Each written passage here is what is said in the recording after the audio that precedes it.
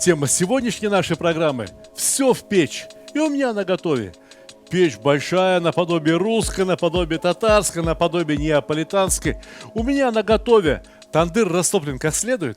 А еще я вас сегодня познакомлю с небольшим грилем, который отлично работает как печь. Но все по порядку. Давайте начнем с тандыра. Давайте начнем с мяса. Давайте начнем с шурпы. Да-да, сегодня и мясо, и шурпа, все будет готовиться в тандыре одновременно. Вот у меня есть для этого небольшой казанчик, и я раскрываю перед вами все секреты. В этот казан я мясо закладывать не буду. Сюда я заложу сначала порезанный лук, лук порезанный полукольцами. Сюда я заложу картофель, заранее, разумеется, очищенный. А еще в нашу довольно лаконичную шурпу пойдут привычные продукты. Ну, морковь, помидоры и, может быть, болгарский перец. Но всем продуктам внутри шурпы предстоит готовиться довольно продолжительное время. Поэтому все нарезаю очень крупно. А помидоры, пожалуй, что можно оставить даже целиком. Только хвостики у них оборвать, да и все. Разварятся, а потом, кому захочется, шурпы покислее, раздавит себе помидорку прямо в косушке. А теперь все это следует залить очень хорошей водой. Очень хорошая вода – вода, текущая с горных вершин Тянь-Шаня. Это вода из Казахстана, и называется она Тассай. Попадется где-нибудь? Купите и попробуйте. Я уверен, что вы не пожалеете. Ну вот и все, казан можно ставить в тандыр. Мой тандыр разогрет до 250 градусов. У меня есть термометры. Ну идемте, я покажу вам, как определить, хорошо ли прогрет тандыр. У хорошо протопленного тандыра все стенки бывают белыми. Сажа на них обгорает. Казан на месте. Осталось отправить в него мясо. Я понимаю, что у многих возникнет соблазн взять да и подвесить мясо вот за эту удобную жилку на крючок. Остановитесь. Мясо непременно упадет, потому что эта жилка очень скоро размягчится. Надо поступать не так. Совсем не так. Посмотрите, пошевелите голяшку. Видно же, где сустав. Вот здесь сустав необходимо надрезать для того, чтобы ножка стала покороче. И если мы подвесим мясо вот здесь, под суставом, то это мясо никогда не упадет ни в уголь, ни даже в шурпу. Да-да, мясо не должно вариться непосредственно в шурпе. Мясо должно вариться и готовиться над шурпой. Сейчас с него побегут соки. И эти соки, мясные соки, тающий жир, все это будет капать в шурпу. Вы обратили внимание, что шурпу я даже и не посолил? А не надо, потому что мясо у меня замаринованное заранее, еще с вечера. И на нем есть и соль, и перец. И еще один секретный ингредиент, о котором я вам по старой дружбе обязательно расскажу. Те из вас, кто жили в Средней Азии, знают, что такое арча.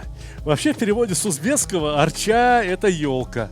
Но дело в том, что арчой в Узбекистане называют вовсе не елку, а, скажем так, туи и можжевельники. Хвоя от высокогорных туй и можжевельников имеет невероятно вкусный запах. Но знаете что, у меня вот здесь во дворе растет и туя, и можжевельник. Соберите, подсушите и используйте для маринования мяса, особенно если вы собираетесь мясо запекать. Честное слово, результат вас не разочарует. Длинная и мокрая лента из марли поможет удержать весь аромат внутри тандыра. А кроме того, тепло из тандыра никуда не выйдет. Хоть 3 часа готовь мясо, хоть 4, все получится только лучше. Больше того, я даже снимаю трубу из тандыра и затыкаю дымоход. Перекрываем поддувало, и если какие-то угольки продолжат тлеть, вот пусть себе и тлеют. А если даже они и затухнут, то жара, который накопили в себе довольно толстые, почти что 15 сантиметров стенки моего тандыра, будет достаточно для того, чтобы и шурпа кипела, и мясо испеклось как нельзя лучше. Постепенно тандыр будет остывать, и мясо будет томиться и превращаться... Ой, это я здорово вперед забегаю. Итак, в тандыре у нас приготовится первое – шурпа, и второе – мясо. А что на десерт? На десерт у нас сегодня будет пирог по мотивам татарской губадии. Слышали, что это такое? Ну смотрите внимательно. Стали Ханкишиев, ваш верный друг. Я вам все объясню. Один великий французский повар, когда его спросили, что такое французская кухня, ответил: французская кухня — это масло, масло, а потом еще немного масла. Татарские повара могут сказать то же самое. Народная татарская кухня просто купается в масле. И масло-то берут самое лучшее, либо сливочное, а то и топленое. Но для теста на пирог губадию нам понадобится не топленое масло, а растопленное. То есть вот это сливочное масло я сейчас просто разогрею в печи. Благо, что печка у меня хорошо растопленная. И вот такого неочищенного растопленного сливочного масла будет вполне достаточно. В первый раз в жизни я попробовал губадию относительно недавно в Татарстане, в Казани, в очень хорошем ресторане, который называется «Татарская усадьба». Я не успел расспросить повариху, как именно она готовила губадию. Поэтому сегодня я фантазирую. Сегодня я придумываю этот рецепт, как если бы его изобрел именно я. Рис – одна из начинок, которая идет в губадию. Я хочу перемешать этот рис с фисташками. Я хочу перемешать этот рис с сахаром. Да-да, рис будет достаточно сладким, потому что в губадию идет еще один совершенно уникальный продукт, который я впервые увидел только в Татарстане. Этот продукт называется корт. На всех тюркских языках корт либо курт – это сушеное молоко. А корт в татарской кулинарии – это, по сути дела, нечто из топленого молока. Либо же творог, уже готовый творог, каким-то образом термически обрабатывают. Возможно, что запекают. И у меня создалось впечатление, что разные люди готовят корт по-разному. Но я обязательно узнаю всю правду и про корт, и про губадию. Вы у Салиха Ханкишиева. А я, мои дорогие друзья, сам себя называю исследователем кулинарии, вечным учеником у народных кухонь, наших замечательных, очень трудолюбивых и очень покладистых народов. На самом деле, в какую страну я не поеду, уж как-то так складывается, что мне встречаются только самые хорошие, самые добрые и самые гостеприимные люди. Наверное, они понимают, что я приезжаю к ним исключительно с добром. Посмотрите, как рис красиво выглядит, если он перемешан с фисташками. Хороший, очень вкусный рис. Сначала как следует промыли, а потом отварили в течение 4 минут. После этого его еще раз промыли, смыли с него весь крахмальный клейстер, для того, чтобы рис не слипся, не стал одним комком даже внутри пирога. Пусть рис остается рассыпчатым, каким он бывает в хорошем, очень вкусном плове. Вот и все, пирог уже наполовину готов. Осталось только тесто замесить. Во-первых, как я уже сказал, 360 грамм сливочного масла. Во-вторых, в это сливочное масло мы должны опустить сахар. Ну, здесь буквально 2 столовые ложки сахара. Мы должны сюда опустить 2 чайные ложки соли. А вот соду я опущу в кефир. Можно взять кефир, можно взять ряженку, можно взять катык. Одним словом, любой кисломолочный продукт. Потому что сода, попадая в кислоту, начинает выделять пузырьки углекислого газа. Одним словом, кислота и сода делают ровно то же самое, что делают самые обычные дрожжи. Досыпаем 900 граммов муки. Такое количество теста мне необходимо, потому что семья-то у меня большая. В эту семью входят мало того, что мои дети, мои внуки, а еще и операторы, режиссеры, музыкальные редакторы. Ого, большая команда трудится над нашей программой. Поэтому, если вы хотите отблагодарить всех этих трудолюбивых людей, поделитесь нашей программой с вашими друзьями. Заберите их себе на страничку. А еще лучше, разошлите через мессенджеры по всем вашим друзьям. А я за это покажу вам один секрет. Как сделать песочное тесто, которое у нас сейчас должно вот-вот получиться, еще вкуснее и ароматнее. Знаете, можно, конечно, взять щепоточку ванилина. Но иногда в магазинах попадается ванильная эссенция. Вот это уже значительно получше. Это не химикат, имитирующий запах ванили. А иногда в магазинах попадается стручковая ваниль. Вот это самое лучшее. Стручковую ваниль я покипятил в одном стакане молока. Вот эти стручки можно даже еще раз использовать. Вот эту пенку я, пожалуй, что... Это вкуснее любого пломбира. Попадется вам стручковая ваниль, непременно попробуйте. Ну и все. Засыпаем всю оставшуюся муку. Я надеюсь, что этого будет достаточно, и тесто у нас получится таким, как надо. Мне не будет стыдно перед моими татарскими учителями кулинарии.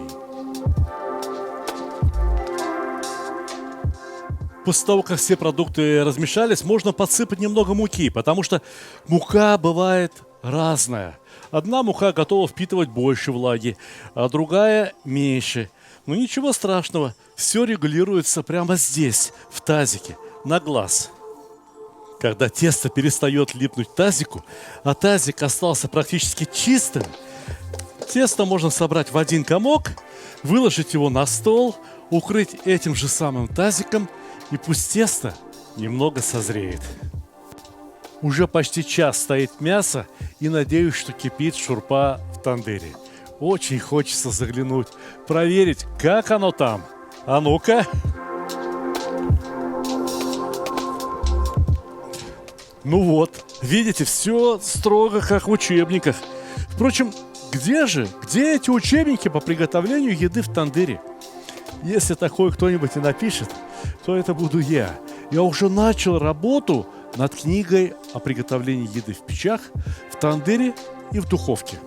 Потому что я понимаю, что очень многие люди мне напишут: Сталик, нет у нас никаких тандыров, нет у нас никаких печей. Как же нам приготовить? Очень просто. Найдите, пожалуйста, глубокий противень. Примерно такого размера. Поставьте его в духовку, залейте водой, положите сюда помидоры, картошку, а мясо на решетку на следующем уровне, чтобы соки из мяса капали прямо сюда. И все у вас получится не хуже, чем в тандыре, я вас уверяю. Самое главное — соблюдать температурный режим. В начале приготовления это должно быть примерно 220 градусов, потом 200, потом 180, 160 и через 3 часа 140. И мясо, и шурпа получатся замечательными. Но это я с вами заговорился, а нам же еще губадию готовить надо. В рецептуре любого блюда, которое готовят одновременно миллионы людей, а губадия, несомненно, относится именно к таким блюдам, неизбежно разнообразие. Одни готовят губадию на дрожжевом тесте, одни на песочном, как я показал. Одни смазывают ее желтком яйца и сливками, для того, чтобы она сверху зарумянилась, стала красивой. А другие делают такую посыпку. Вот из небольшого количества муки, сливочного масла и сахара готовится эдакая затируха, которой посыпается губадия. А я помню, моя бабушка готовила немецкий кухен, такая сдобная, очень вкусная, невероятно сладкая выпечка. И ее тоже покрывали как раз вот такой затирухой. Так что сегодня у меня есть лишний повод вспомнить мое золотое детство. Несомненно, какие-то очень вкусные, очень приятные воспоминания есть и у вас, мои дорогие друзья. Пишите, делитесь ими в комментариях. Что готовили ваши родители, ваши бабушки? Что вкусного запомнилось вам из вашего детства? А пока у меня есть время, я хочу рассказать вам о книгах, которые я пишу добрые четверть века. Моя самая новая книга называется «Сталик Видеобук». И я хочу вам рассказать об этой книге. У нее, видите, вот такая черная обложка. Но буквы блестящие, да еще и выпуклые, поэтому все видно. И, наверное, нет второй кулинарной книги с черной обложкой, да еще и на которой не нарисована никакая еда. Но эта книга вам очень понравится. Точнее, она уже вам очень нравится, потому что эта книга составлена по тем рецептам, которые были опубликованы в Ютубе и в других социальных сетях и собрали максимальное количество лайков, максимальное количество просмотров, максимальное количество новых подписчиков. Вот что такое эта книга. Здесь рассказано о массе самых популярных блюд. Хумус, холодец, не знаю, там цыплята табака, шурпа узбекская, каурма шурпа. Каурма басбаш такой есть, азербайджанский суп. Борщ, лагман. Одним словом, 75 рецептов. Из почти что 1000 блюд, которые я успел приготовить и опубликовать где-то в интернете. Гуляш, бешбармак, картофель фри. Как без картофеля фри? Стейки, самса, шашлык, плов. Но здесь все собрано не по алфавиту, не разделено на какие-то национальные кухни. Здесь все рассказано так, чтобы вы умели составить классное домашнее меню из самых популярных, самых лучших блюд. Вот, например, чебуреки. Любите чебуреки? Еще бы вы не любили. 12,5 миллионов просмотров на моем канале собрал рецепт чебуреков. Книга «Сталик Видеобук» никогда не продавалась ни в одном книжном магазине. Ни на каких маркетплейсах, ни в каких других интернет-магазинах, потому что эта книга изначально продавалась только в моем интернет-магазине и продается только в моем интернет-магазине stalik.ru. Если вы закажете эту книгу с автографом, пожалуйста, мы упаковываем все книги как следует. И если вы закажете несколько книг вот из этого набора, то, может быть, одну книгу получите вообще бесплатно. На сайте постоянно происходят какие-то акции, скидки. Одним словом, заходите на сайт stalik.ru, и мы поможем вам сделать правильный выбор, и будем вам очень рады. Итак, я вам уже говорил, что тесто мы приготовили сразу на 2 пирога. Я подпыляю стол мукой, и сначала тесто надо разделить на 2 примерно равные части.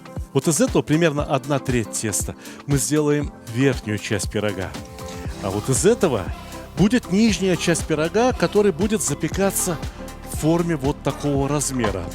Форма достаточно большая, поэтому тесто придется раскатывать довольно тонко. Но сначала из него надо слепить нечто вроде колобка, чтобы тесто раскатывалось равномерно.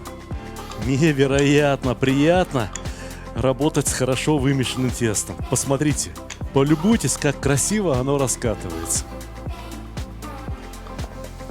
Чтобы убедиться, что мы раскатали тесто правильного размера, возьмите форму, ну, плюс 1 сантиметр, да, вот так и вот так. Как раз самое то, что надо.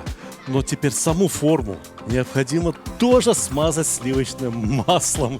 Я уже говорил вам, что татарская кухня, как и французская, как и итальянская, это масло, а потом еще немного масла. Чтобы перенести тесто на форму и не порвать его, а вот так, возьмите его на скалочку, намотайте, и все, тесто ровно там, где надо. Ну а теперь дело за творогом, за кортом. Бывает корт 2 разных видов. Бывает комочками. С таким кортом хорошо бы чай попить. Вот взять липовый мед, растопить самовар, заварить черный чай с липовым цветом. Да вот такой корт комочками, чего-нибудь еще повкуснее к чаю. И пей, не жалей, пей до 7-го пота. Здесь у меня было 600 грамм корта, и это ровно на 2 пирога. Я хотел бы поговорить о гармонии. Корт имеет очень приятную кислинку. Очень приятную. Вот сладковатый вкус ряженки. Умножьте на 3 или на 4. Вот вы получите вкус корта. Теперь слой риса. Но он такой, пресно-сладкий. Плюс вот эти зернышки раздробленной фисташки придают рису необычную консистенцию. Понимаете, вот вы едите пирог, и вдруг вам попадается крупинка фисташки. А поверх риса прямо то, что надо. Прямо то, что доктор прописал. Видимо, когда-то татары умели готовить очень неплохой плов. Может быть, и сейчас готовят. Надо поехать в Татарстан, да, и разузнать как следует. Потому что поверх риса засыпаются изюм. В той губадие, что я пробовал в Казани, был вот такой мелкий красный изюм. В Ташкенте мы его называли ош-маис, то есть изюм для плова. я решил добавить к нему изюм еще вкуснее, еще слаще. Это самаркандский изюм. Но он бывает настолько крупный, что в Губадие такой изюм выглядел бы просто неуместным. Поэтому я взял да и нарезал каждую ягодку самаркандского изюма на 3 части. С курагой я поступил точно так же. Мягкая, желтенькая, кисловатая курага. Вот она, вот где ее место. Погодите, это еще не все. Поверх изюма и риса очень правильно поступают татарские повара, укладывают ломтики сливочного масла. Масло будет таять и пропитывать рис. И как это может быть невкусно? Скажи, пожалуйста, рис, фисташки, вот этот замечательный красный творог, изюм, курага и поверх всего этого сливочное масло. Скажите, как это может быть невкусно? Это может быть только очень вкусно. Вон осы слетаются. Это вся в муке извалялась. Наверное, хочет помочь мне раскатать следующий кусочек теста, который пойдет на крышку нашего пирога.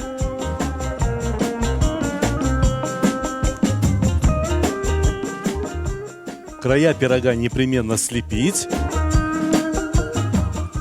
Знаете, моя бабушка, прежде чем насыпать вот эту сахарно-мучную посыпку, всегда смазывала свою выпечку каким-нибудь джемом, повидлом. И это было необычайно вкусно. В память о моей бабушке я хочу внести некоторые изменения в традиционные рецепты Губадии. Ну почему бы и нет, скажите? Разве может этот джем хоть как-то испортить Губадию? Во, вкуснятина! Ну а теперь ручками, только ручками. Берем посыпку, напоминаю, она состоит из муки, сахара и сливочного масла. И засыпаем будущий пирог. Скажите, пожалуйста, разве это уже не выглядит очень вкусно? А? По мне так выглядит. Все, пирог можно ставить в печь. Однако печь разогрета до 250 градусов. Да в ней внутри еще есть кое-какие угольки. Пожалуй, что я уберу лишние угольки из печи.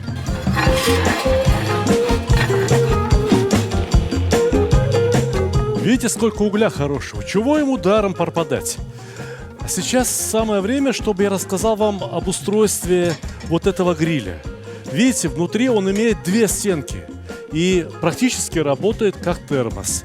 Сильно нагревается только внутренняя часть гриля. Внешняя остается более прохладной. И очень важно, чтобы как следует прогрелся еще и купол нашего гриля.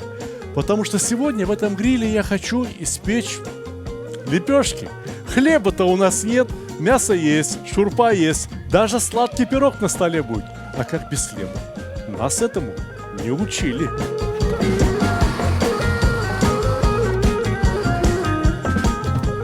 В обычных духовках губадия выпекается 40-45 минут при температуре 180 градусов. Мои наблюдения за работой дровяных печей показывают, что температура в дровяных печах должна быть чуть выше. Например, 210-220 градусов в начале выпечки. Ну а какую эта температура станет в конце, покажет время. Всего лишь навсего 45 минут, за которые мы должны успеть испечь лепешки. Вот здесь у меня ровно 1 килограмм обычного простого дрожжевого теста. Знаете что? Можно купить даже готовое. Продают сейчас в супермаркете. Очень удобно. Так вот, это самое дрожжевое тесто, килограмм, необходимо разделить на 2 половины, потому что 2 лепешки по полкило нам как раз хватит. Подпылите стол мукой и соберите из теста эдакий колобок. Вот так. Даже вот эту часть можно немного придавить, прокатать. Теперь этой частью вниз. И расправляем. Расправляем тесто в лепешку. Вы знаете, испечь хлеб, испечь буханку хлеба нетрудно. А вот сделать очень красивую узбекскую лепешку надо учиться примерно столько же, сколько играть на скрипке. Честное слово вам говорю. Постепенно, работая только подушечками пальцами, постарайтесь растянуть обод как можно шире. Мы будем скидывать лепешку с лопатки точно так же, как скидывает ее сестру. Пиццу. И для того, чтобы тесто легко соскользнуло в печь, необходимо присыпать лопатку манкой. манная крупа будет работать как валики, понимаете? По ним раз скатилась. Со вторым куском теста то же самое. Вообще говоря, профессиональные лепешечники сначала дают как следует подойти вот этим заготовкам. Их называют зуваляк. Но мы не знаем, сколько раз уже успело подойти и опуститься это тесто. Поэтому я рисковать не буду. Кроме того, свежий горячий хлеб только что из печи в любом случае будет очень вкусным. Мы же все готовим от души, с большой любовью. Иногда тесто не очень хорошо растягивается с первого раза. Но дайте ему полежать. Полежит 10 минут, и оно станет более послушным. Пальцами, прям ногтями. Придавливаем вот в этих местах. Формируем бортик. Делаем лепешку все шире и шире. Теперь можно даже и скалкой поработать немного. Ну, разумеется, скалка у меня для этих дел используется особая, узбекская. Впрочем, я видел мастеров, которые обходятся безо всяких скалок. Зато у них у всех обязательно есть инструмент, который называется чекич. Посмотрите, что-то вроде штампиков с узорами. Эти штампы необходимы для того, чтобы тесто на середине лепешки не поднималось слишком сильно и осталось хрустящим. Чтобы лепешка стала красивой, приобрела румянец и глянец, я развел один яичный желток со сливками. Вот этой смесью-то и помажу лепешку сверху. Впрочем, современные тандырщики, мастера по выпечке лепешки, очень часто пользуются сухим молоком. Его очень густо разводят при помощи воды и смазывают точно так же, как мы сейчас яйцом со сливками. Следующая лепешечка. Вообще, таким вещам, разумеется, дочка учится от матери, сын учится от отца, особенно если отец профессионал, если это для него заработок. Моя бабушка, мама моего отца, отлично умела печь хлеб в тандыре. Она пекла азербайджанский чурек, несмотря на то, что жила в Узбекистане. Так вот, товарищи моего отца, молодые в то время еще ребята, которые работали вместе с ним в политехническом институте. Они ведь знали, что у Гусейна мама есть, и тандыр у них дома есть, но все это очень далеко. Поэтому очень часто под окном раздавался сигнал от какой-то машины. Кто-то из товарищей моего отца кричал: «Сталик, выходи, спустись сюда вниз». Я спускался, и мне в руки давали десяток горячих, только что из тандыра, обжигающих буквально лепешек. Этот хлеб и эту доброту узбекского народа я не забуду никогда. Ну идемте, посмотрите, как чекич работает. Ну вот, а вторая-то посимпатичнее вышла. Руки, пальцы должны привыкнуть к этой работе. Я знаю, что миллионы людей умеют сделать лепешку гораздо красивее, чем у меня. И выпечь ее гораздо вкуснее, чем у меня. Но мне нравится эта работа. Мне нравится это дело, потому что оно отдает какой-то магии. И я знаю, в чем секрет.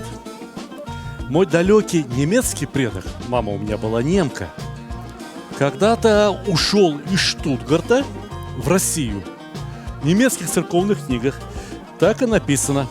Бруно Альберт в 1806 году ушел в Россию. Понимаете?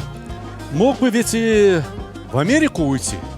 И тогда бы моя мама не встретила моего папу. Да, вообще говоря, все это результаты истории. Но я вот не знаю, в результате какой истории в Узбекистане люди придумали посыпать лепешки кунжутом. Я хочу обратить ваше внимание, что кунжут бывает белый, а бывает кунжут черный. Кунжутом можно посыпать достаточно обильно. Вот так. Будет выглядеть достаточно симпатично и вкусно. Ну, знаете, да, вы же покупаете вот эти булки с котлетами в Макдональдсе. Они тоже посыпаны кунжутом. Но в Макдональдсе не умеют посыпать другой специей, которую в Средней Азии называют седона. То есть черное зернышко. По-итальянски нигелла, а по-русски так и будет. Чернушка. Не путайте ее, пожалуйста, с луковым семенем, не путайте ее с черным кунжутом. У седаны непередаваемый запах среднеазиатских лепешек. Гриль разогрелся до 235 градусов. Я изучал работу тандырщиков и в Узбекистане, и в Азербайджане. И могу вам сказать, что везде, что лепешки, что чурек, выпекают при одной и той же температуре. 225 градусов. Вот пока мы сейчас открыли, тут немножко проветрилось. Теперь надо подождать, пока вот это основание, керамическое основание, прогреется. Знаете, в магазинах можно найти такие блюда, которые называют камень для пиццы. Покупайте, ставьте в обычный металлический гриль, если у вас гриль для стейков, либо ставьте в духовку. И все у вас получится. У вас обязательно получится вкусная лепешка, вкусная пицца и множество других изделий, которые положено выпекать на разогретом камне. Губадия простояла в печи 40 минут. Пора доставать. Ну-ка, посмотрим, как тут наша красавица. Вот какая. Я совершил одну небольшую ошибку. Вот здесь, в центре этого пирога, надо было проделать отверстие. В этом случае не надулся бы вот этот пузырь из теста. Но ничего, и так будет очень вкусно. Только вот какое дело. Губадию перед подачей положено охладить. Про губадию говорят точно так же, как про борщ, что губадия вкуснее на второй день. Так что я поставлю ее в холодильник. Она как раз успеет застыть, пока мы испечем лепешки. Будете выпекать хоть пиццу, хоть лепешку, хоть лахмаджун, пусть один край немного свешивается. Вот так. Смотрите. Краешком цепляем за камень. И все. И лепешка отлично сошла с лопатки. Можно даже поправить немного. Накрываем и ждем 10-12 минут. Таймер 10 минут. Все готово. Можно открывать. Мясо первым пошло в тандыр. Последним выходит. Потому что мясо в тандыре — это такая еда, которую чем дольше готовишь, тем она слаще получается. Тем вкуснее получается. Вы только посмотрите, какое это мясо. Боже мой, Господи, Боже мой. Полюбуйтесь. А ну-ка, иди сюда. Вот она. О, положилась, ее прямо сок бежит. Задняя ножка. Какова здесь задняя ножка? О, прекрасно. И самое главное, мы не потеряли ни капельки мясных соков. Все мясные соки попали куда? Да прямо в шурпу. И теперь наш шурпа. Не шурпа, а красавица. Ну, с Богом, надо достать казан. Аккуратно, осторожно, Сталик, не обожгись. Вы посмотрите, какой желтый жир сверху шурпы плавает. А какой наваристый бульон. О, вот это шурпа так шурпа. Знаете что? Такую шурпу в косушку полную нальешь, можно, конечно, съесть. Но лучше в косушку налить сначала половинку, а потом подливать из супницы. Потому что в супнице любой суп остается гораздо горячее, гораздо дольше. Посмотрите помидорку. Это же шедевр, а не помидорка. Посмотрите, как она аккуратно, красиво припечена. О, ну а где ж картошечка?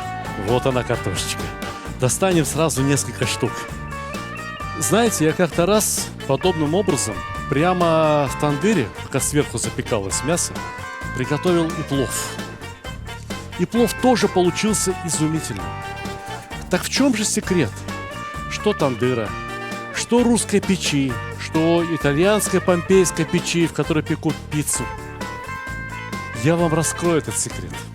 Дело в том, что человек, который сначала потратил время на постройку печи, потом на ее растопку, не будет готовить абы как. Человек, потративший столько времени ради наслаждения своих близких и родных, будет готовить очень вкусно. Будет готовить с пониманием дела. Будет смотреть кулинарное шоу летом на даче со Сталиком Канкишиевым, не пропуская ни одного выпуска, и непременно будет писать комментарии. Осталось только мясо разрезать, посмотреть, каким оно получилось. Удалось ли? Сочное ли? Пропеклось ли хорошо? Или, может, сырое внутри, а? Вдруг сырое? Ну-ка, ну-ка, ну-ка, сейчас посмотрим, сейчас проверим. Вот оно какое, это мясо. Прямо истекает соком. Разрежем дальше. Вот оно какое. Такие лакомые кусочки, такие лакомые кусочки. Несколько небольших кусочков, ну такие, чтобы в ложку помещались. Я, пожалуй, что отправлю прямо в косушку с моей порцией шурпы. Вот это еда так еда. А что на сладкое?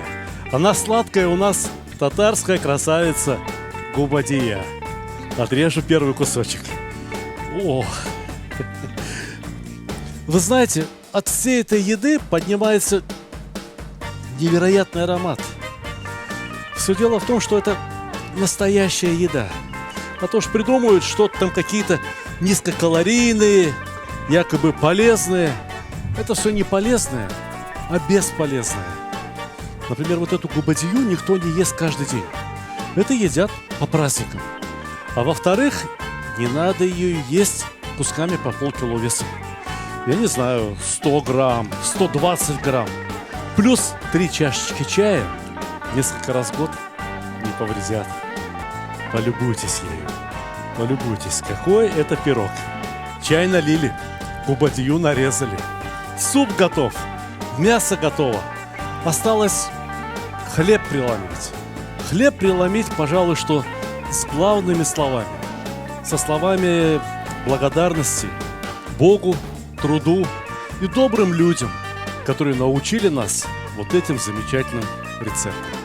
Приятного аппетита! Пишите комментарии и не забудьте подписаться на нашу группу, на наш канал. Я обещаю учить вас только самому лучшему. До новых встреч, дорогие друзья!